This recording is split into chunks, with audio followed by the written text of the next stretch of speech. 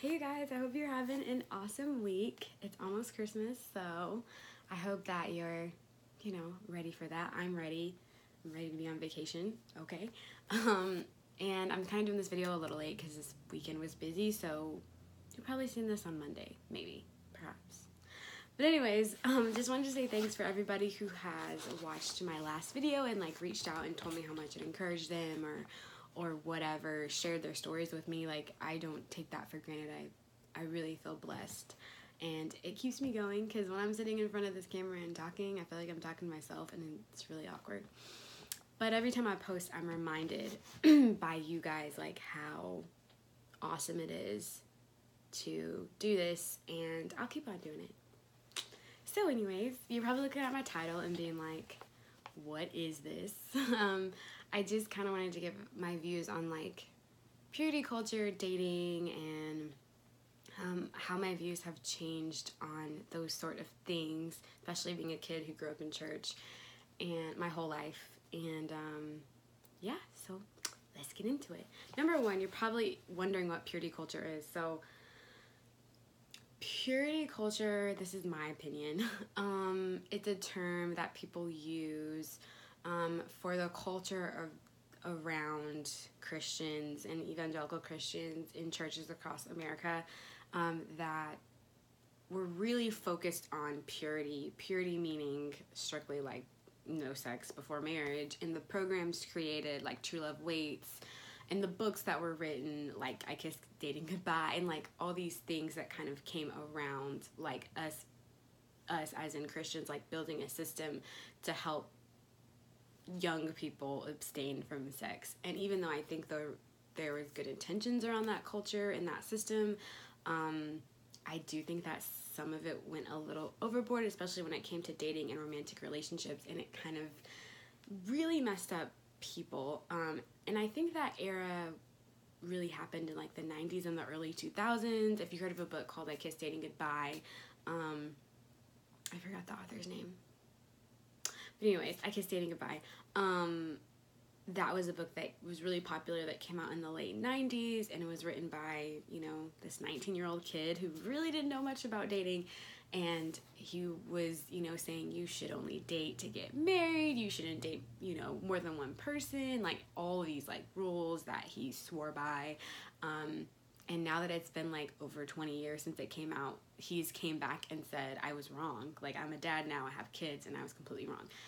I will link his, or put his name and link his TED Talk below, because that was incredible.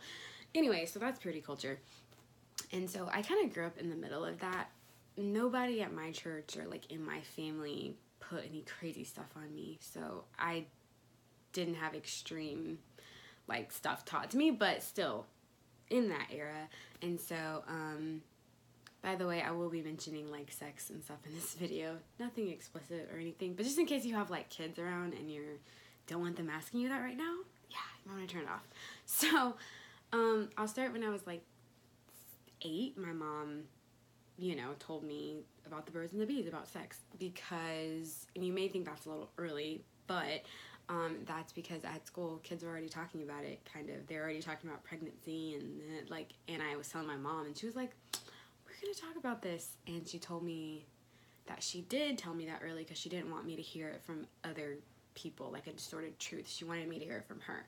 And so of course I was told about sex, very simplistic, very elementary, basic, this is what happens kind of thing, and was also told hey, you don't do this before marriage. That was one of the very first things with learning about sex is you don't do this before marriage, which of course I still believe. But anyway, so I grew up,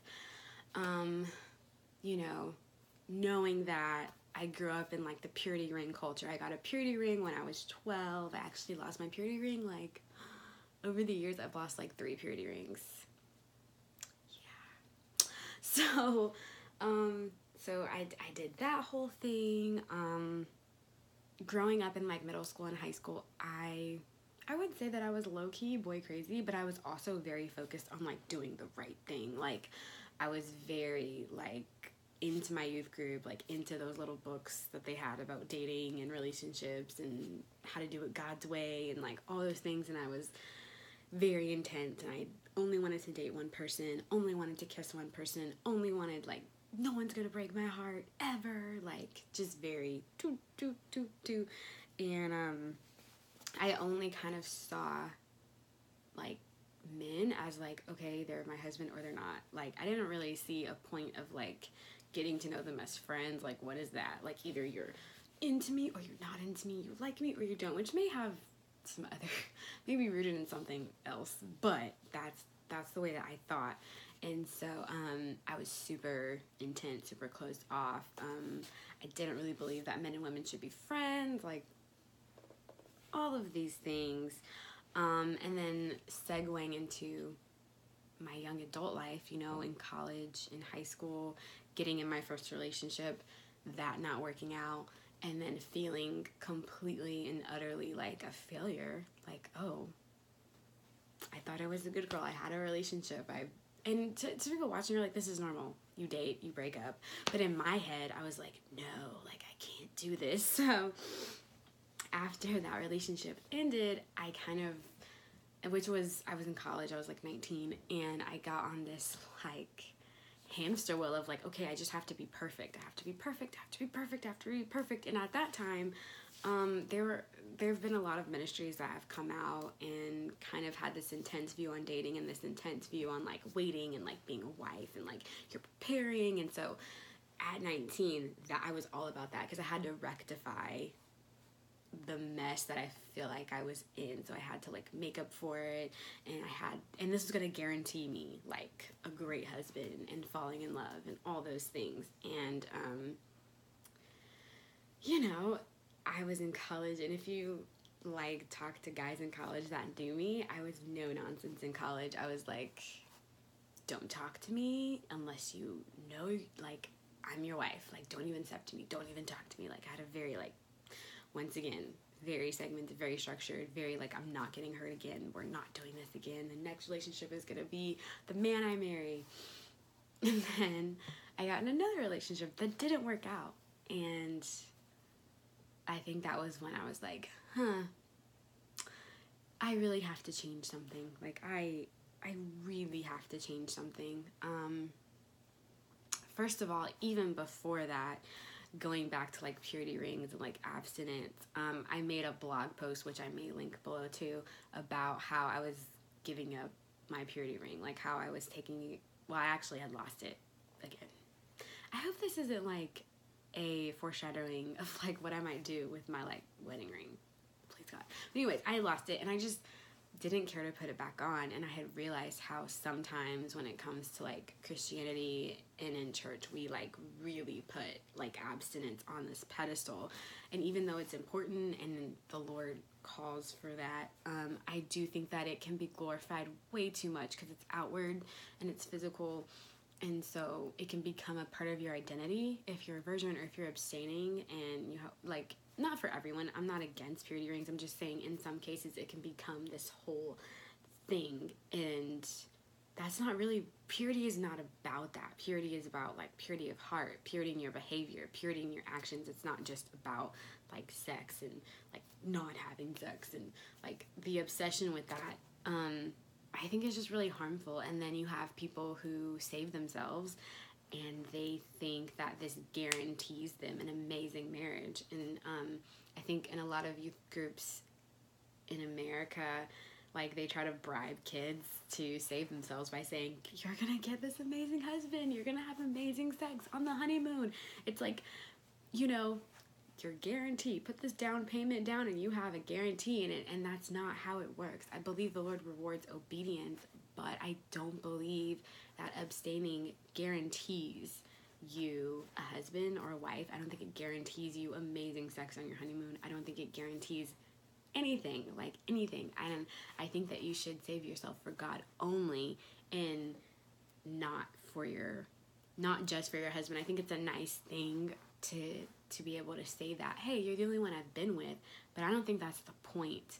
And I think because of that, people have gotten discouraged and they've gotten upset because they've been saving themselves for a person. And I always tell people, if I'm saving myself for a person, then they must be my God, and they're not.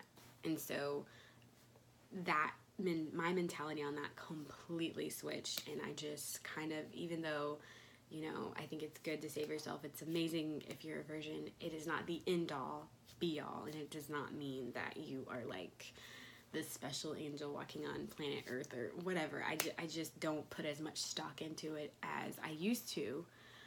But anyways, back to the whole dating thing. My views on dating really started to change. I think a lot of times in church we're always taught like date to marry. Like my dad would tell that to me all the time, which I understand.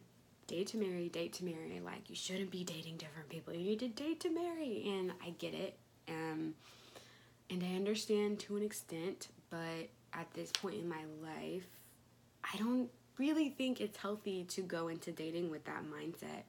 I really think and believe that well, first of all, let me establish my definition of dating. I think dating is strictly getting to know somebody without any pressure or strings attached. I think dating is literally just for fun. That's my definition of dating. I don't believe that you have to know you're going to marry somebody in order to go out on a date with them. I don't believe that you have to make it serious at all. I believe that there are levels. I believe that you meet somebody, you get to know them, you just for the sake of getting to know who they are, you aren't coming in with expectations already built up. And then after that evaluation period, then you decide, hey, I want to be in a relationship with someone. And then it becomes intentional. I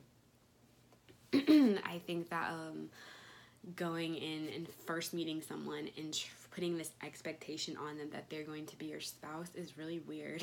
And I think it causes a lot of confusion, because instead of just getting to know them for who they are and appreciating them for who they are, you're looking at them through this like super serious and like pressure filled lens. And if they make one little, I don't even want to say mistake, if one little part of them doesn't agree with like your setup, then you completely discard them as a person. And I don't think that's fair, because you can have amazing friendships. Maybe that person will become your spouse, but you could end up having amazing friendships, but you're kind of just flicking people off because they aren't an ideal mate.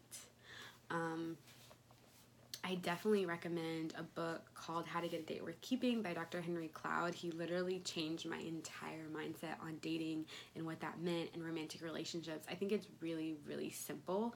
I also think that when you date and get to know people, that you are really sharpening your communication skills, life skills. I just think that it really teaches you about yourself. And I feel like for some people, I feel like if you only date one person, or you're just focused on finding the one, that you just missed out on so many amazing learning experience. And I just really feel that way. I also do not believe in the one. I don't believe that there is one person that was made for you. Now, I'm not like a theologian, and I can't go into all that, but I just don't think that. I think that's too complicated, and I think that it's kind of a fantasy and unrealistic. I feel like God wants to be that soulmate. Like, he's the only person that is made perfectly for us, and that when we have that mentality that there's the one and that there's a soulmate, that we end up putting really unrealistic expectations on our romantic partners that they could never fill. Like, nobody was ever made for me. I was never made for anybody else. I was made for God because he made me. So for me to go into a relationship thinking he's the one, he should be making me happy, he should fit me perfectly, I think that's weird. I think that it really messes people up. And you can't appreciate the essence of who someone is because you're so busy trying to make them kind of your little God. So yeah, that's really how I feel. I know that everybody's different, so I would never say that like, oh, you only dated one person, that's wrong. Like, hey, if it worked out for you, if it worked out for you, it worked out for you. But for me, I've had to take a more like very open approach. And when I say open, I don't mean that I don't have boundaries. I don't mean that I don't guard my heart. I just enter into relationships with the opposite sex with a very like open mindset and with no expectations and very little pressure, because you just don't own people. So that's how I date right now. I don't even know if I really date right now, but that's just how I get to know people. I'm very open. I don't mind initiating conversations. I don't mind expressing my feelings. I put it out there and I let it go. And if something great comes out of it, then something great comes out of it, and if nothing comes out of it, then nothing comes out of it.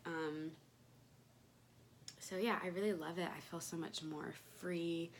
And I don't feel like I have to regulate men so much. And that's just my opinion. I would love to know what you think about dating, and how it is in the Christian world, and why Christians have such a hard time. I would love to hear that. And yeah, I don't want to make this video too long, and I hope I covered everything and it makes sense. So yeah, I would love to hear feedback. Please share this, and please let it foster discussion in your friend groups. And if you want to know more about how I think about dating, please hit me up and DM me. Other than that, thanks for listening or watching, and I will see you guys next week.